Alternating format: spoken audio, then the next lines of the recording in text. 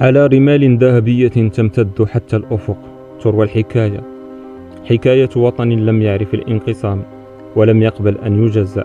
المغرب من طنجة إلى القويرة جسد واحد وروح واحدة.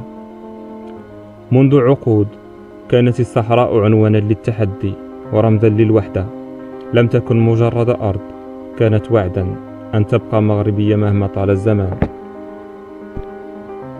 جيلا بعد جيل توارث المغاربة الإيمان بأن الصحراء جزء من الهوية، جزء من القلب، جزء من الروح. اليوم المغرب لا يدافع فقط عن رماله، عن جذوره، عن كرامته. من الشمال إلى الجنوب، من المدن الكبرى إلى أقصى الحدود، يرفع صوت واحد: الصحراء مغربية وستبقى مغربية. الوحدة ليست شعارا، بل عهدا على كل قلب مغربي، عهدا أن نبني، أن نحمي، أن نستمر. على شفا قصة جديدة يقف المغرب شامخا، ينظر إلى المستقبل بثقة ويقول للعالم أجمع: قد تختلفون، لكن الأرض لا تناقش. الصحراء ليست قضية، إنها هوية.